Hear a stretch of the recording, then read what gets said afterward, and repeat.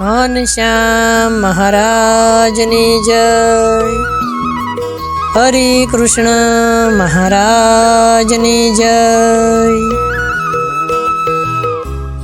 એકવાર મહારાજે એવું પ્રકરણ ચલાવ્યું કે એકાદશીની રાત્રિનું જાગરણ કરવું। હવે એકવાર આ આજ્ઞા આપ્યા પછી ગઢપુરમાં એકાદશી આવી, તે બધા જાગરણ કરતા હતા। પછી અલૈયા ખાચર વગેરે 4 જણા રાત્રિએ છાનામાના સોગઠે રમવા માંડ્યા।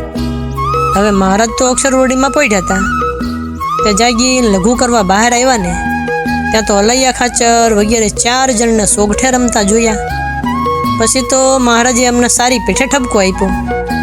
મહારાજ કે તમે સત્સંગી જ નથી, ત્યાં રમતા હતા ને ત્યાંથી 4 ભાગી ગયા। મહારાજ તો પાછા અક્ષરવડીમાં પધાર્યા અને પાછલી 4 ઘડી રાત્રિ બાકી રહી ત્યારે એકાદશીનું પારણું કર્યા વિના મહારાજ રિસાઈ ત્યાંથી ચાલી નીકળ્યા। મહારાજ ચાલ્યા એટલે અલૈયો ભગત પણ સાથે ચાલ્યા।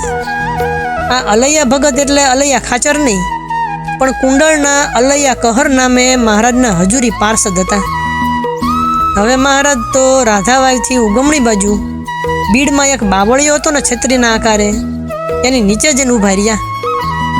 મહારાજ અલૈયા ભગતને કે ખાટલો લઈ આવો, એટલે અલૈયા ભગતે ખાટલો લાવીને ઢાળી દીધો। મહારાજ એના ઉપર પડ્યા।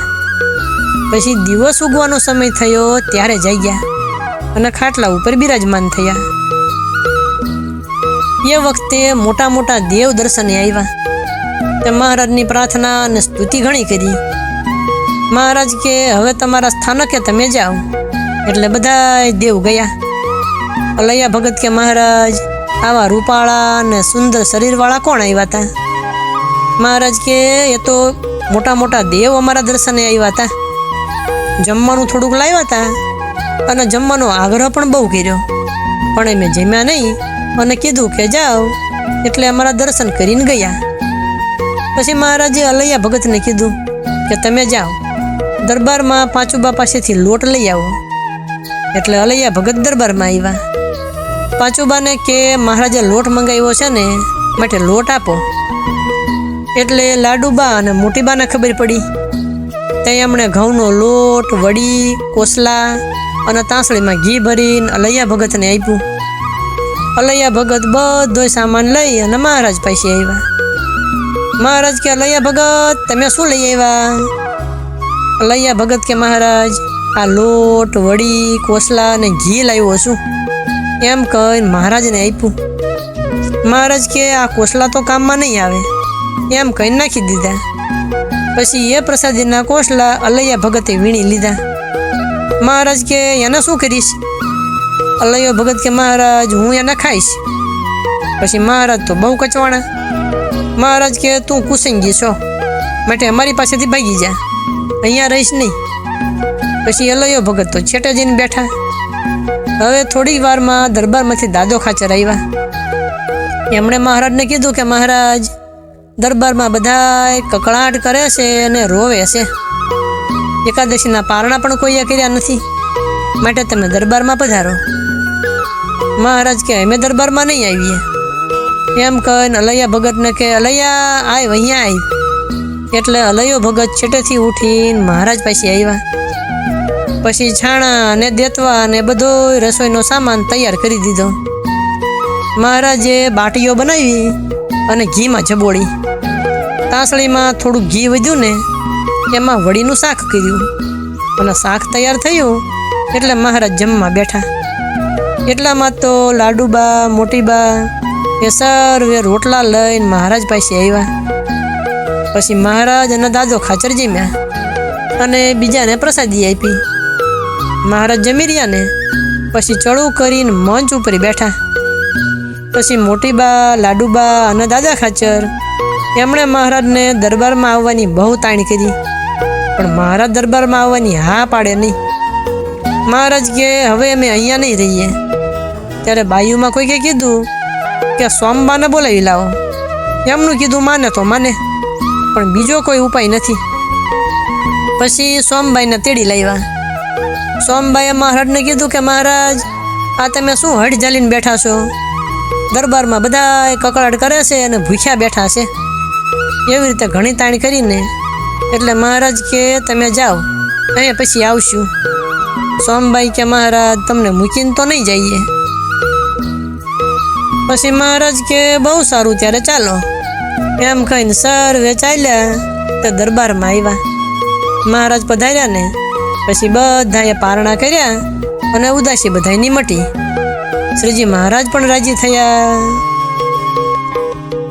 એકવાર મહારાજ ઉત્તરાદા બારના ઓરડાની ઓસરી વચ્ચે સભા ભરીને ઢોલિયા ઉપર બિરાજમાન થયા હતા.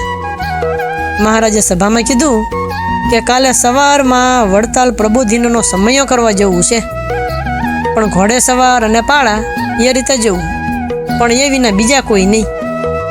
એમ કહીને અક્ષર ઓરડીને વિશે સુખ સૈયા છે ને ત્યાં મહારાજ પોઢવા પધાર્યા. પછી લાડુબા મહારાજને પૂછવા ગયા કે મહારાજ આપની જો આજ્ઞા હોય ને તો હું વડતાલ આવું. મહારાજ કે આ સમયમાં તમે નહીં, આ સમયમાં તો સવારને પાર્ષદોને જ લઈ જવાશે. પછી મોટીબા અને પાંચુબા પણ પૂછવા આવ્યા. મહારાજે મોટીબા અને પાંચુબાને પણ એવો જ જવાબ દીધો કે આ સમયમાં સાધુને અને પાર્ષદોને લઈ જવાશે, પણ બીજા કોઈ નહીં. પછી અમુલાબાઈએ સમયે જવાનું પૂછ્યું કે મહારાજ આપની આજ્ઞા હોય ને તો હું સમયે આવું. મહારાજે એમને પણ ના પાડી. પછી મહારાજ પોડી ગયા. સવારમાં 4 ઘડી રાત્રિ બાકી હતી ને ત્યારે મહારાજ જાગ્યા. જાગીને દાદા ખાચર ને સોમલા ખાચરને તેડાવ્યા. મહારાજ કે ઘોડે સામાન મંડાવીને તૈયાર થાવ. એટલે ઘોડા તૈયાર કરવા માંડ્યા અને મહારાજે પોતાનો નિત્યવિધિ કર્યો અને વડતાલ જવા તૈયાર થયા. લાડુબાઈએ બ્રહ્મચારીને બોલાવ્યા. લાડુબા કે મહારાજને કહો કે જમવાનું તૈયાર થયું છે ને તે જમીન ચાલે. બ્રહ્મચારી મહારાજને કે મહારાજ જમવાનું તૈયાર થયું છે, માટે જમવા પધારો, અને જો વાર હશે ને તો જમવા નહીં રોકાઈએ. બ્રહ્મચારી મહારાજને કે મહારાજ તૈયાર જ છે, વાર નથી. પછી દાદો ખાચર, સોમલો ખાચર, સુરો ખાચર, ભગુજી, રતનજી વગેરે પાર્ષદો આ બધાને મહારાજે બોલાવ્યા અને આથમણા બારના ઓરડે જમવા પધાર્યા. એટલે સૌ પાળા અને દાદા ખાચર સર્વેની જમવાની પંક્તિ થઈ. મહારાજ તો પંક્તિ વચ્ચે બાજોઠ ઉપર જમવા બેઠા. મહારાજ જમવા બિરાજ્યા એટલે થાળ આવ્યો. પછી મહારાજે બધાને પીરસાવ્યું અને પોતે જમતા જાય ને બીજાને પ્રસાદી આપતા જાય. મહારાજ થાળ જમી રહ્યા ને પછી હાથ ધોઈ મહારાજે જળપાન કર્યું અને મુખવાસ લઈને સાબદા થયા. મહારાજે સોમલા ખાચરને કીધું કે સુરવાળ લાવો, એટલે સુરવાળ લઈ આવ્યા.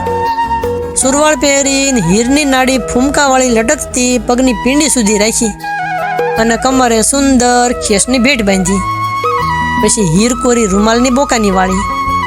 એવામાં મૂળો ભગત ઘોડી તૈયાર કરી અને અહીંયા લઈ આવ્યા ને એટલે મહારાજ ઘોડી ઉપર સવાર થયા.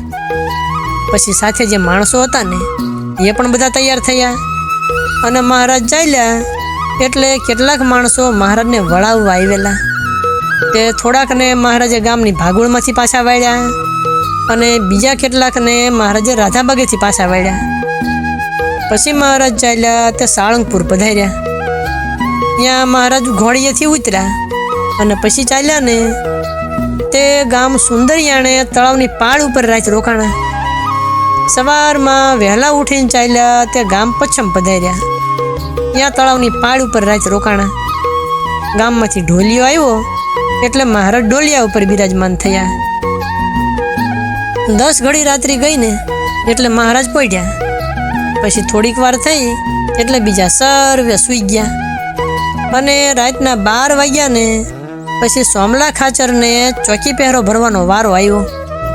એટલે મહારાજના ઢોલિયા આગળ આવીને બેઠા. મહારાજનું મુખારવિંદ ઉઘાડું હતું એટલે મુખારવિંદ સામું જુએ અને જાગીને ચોકી પહેરો કરે. પછી થોડીક વારમાં નાના નાના છોકરાઓ અહીંયા આવ્યા અને મહારાજના ઢોલિયા આગળ બેઠા. મહારાજે છોકરાઓના માથા ઉપર હાથ મૂક્યા. મહારાજ કે જાઓ, તમે સત્સંગમાં જન્મ ધરશો અને તમારો બધાનો મોક્ષ થશે. તે સોમલા ખાચરને છોકરા ઘડીક દેખવામાં આવ્યા પછી કાંઈ જોવામાં આવ્યું નહીં. સોમલા ખાચર વિચાર કરે કે આ તે શું થયું છે, કોણ આવ્યા છે.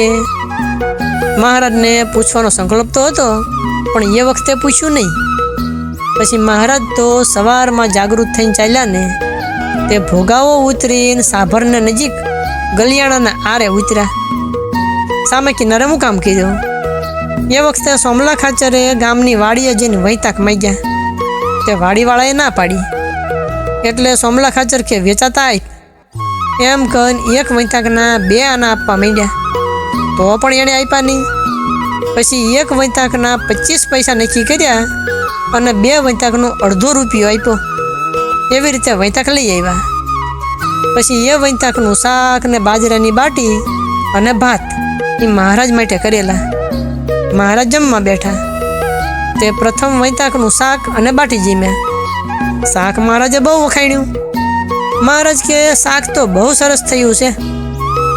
સોમલો ખાચર કે મહારાજ 2 રીંગણાનો અડધો રૂપિયો આપ્યો છે તો સારું જ થાય ને. મહારાજ કે બહુ મોંઘું. એમ કહીને સોમલા ખાચર ઉપર મહારાજ બહુ રાજી થયા. પછી ભાત અને દહીં જીમ્યા અને ચડું કરીને મુખવાસ જીમ્યા અને થોડી વાર ઢોલિયા ઉપર વિરાજીને મહારાજ પોઢી જતા હતા. પછી સવારમાં ઉઠીને ચાલ્યા ને તે વડતાલ પધાર્યા. વડતાલના હરિભક્તો સામૈયું લઈને સામા આવ્યા. ગાજતે વાજતે મહારાજને મંદિરમાં પધરાવ્યા અને હાલમાં જે સજ્જાનો બંગલો છે ને એની ઉગમણી બાજુ વત્રાદી તરફ હવેલી હતી અને ઉગમણી બાજુ જે હવેલીની ઓસરી હતી ને ત્યાં પાળા ઉતર્યા અને ઉત્તરાદી તરફની હવેલીની લેનમાં કાઠી દરબારો ઉતર્યા. વિચલા બંગલામાં મહારાજનો ઉતાળો રાખ્યો. પછી મહારાજ તો બંગલામાં ઢોલિયા ઉપર વિરાજમાન થયા. સોમલા ખાચરને પશ્ચિમે જે રાત્રિએ બાળકો દેખાણા હતા ને એની વિસ્મૃતિ થઈ ગઈ હતી. પછી સર્વે માણસો સ્થિર થયા ને એટલે મહારાજને પૂછ્યું કે મહારાજ એ રાત્રિએ કોણ હતા? મહારાજ કે કૃષ્ણ અવતારમાં પૂતનાએ જે બાળકોને માર્યા હતા ને એ સર્વે છોકરાઓ આવ્યા હતા. તે મેં એ બાળકોને કીધું કે જાઓ તમે સત્સંગમાં જન્મ ધરો એટલે તમારો મોક્ષ થાય. આ વાત સાંભળીને સોમલા ખાચર ઘણું આશ્ચર્ય પામ્યા. હવે સદગુરુ શ્રી ગોપાળાનંદ સ્વામી કૃત મહારાજની લીલાની બીજી જે કથા તે આપણે આગળ કહીશું. અત્યારે કથાને વિરામ આપીએ.